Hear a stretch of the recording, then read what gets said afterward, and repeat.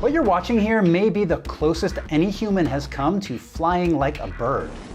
The world's first human flight powered by an electric wingsuit. Chances are you've seen wingsuit flying before. The sport has blown up in the last decade, with daredevils pushing the boundaries of how we define human flight.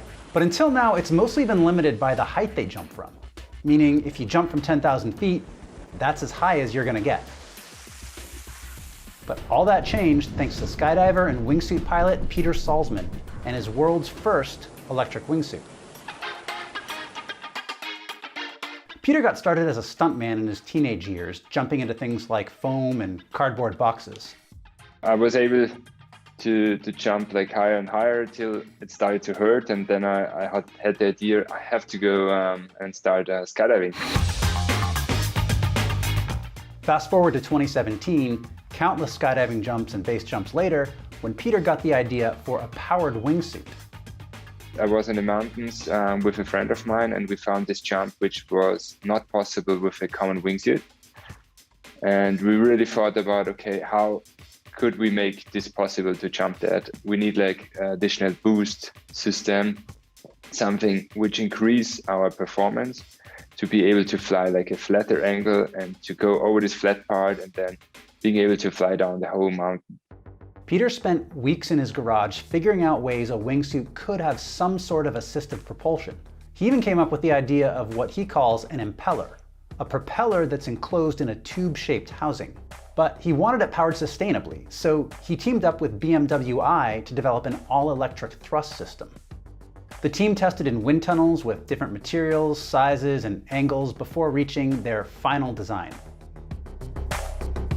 If you're wondering why have it mounted on your chest and not your back, you're probably not alone. Peter initially thought it would be a back-mounted system.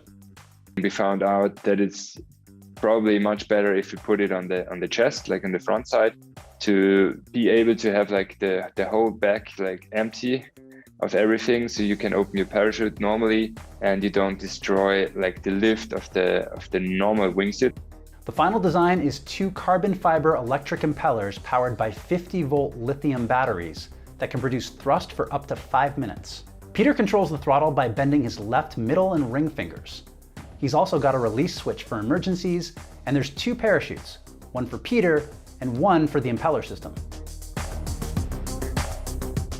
So now that he had his dream all-electric powered wingsuit, it was time to make the first official flight over what's known as the Three Brothers in Austria. 3 mountain peaks, the first 2 are about the same height, and the third one is taller. Peter's plan was to jump from 3,000 meters by helicopter, fly flat over the first 2 peaks, and use the thrust to push himself over the third.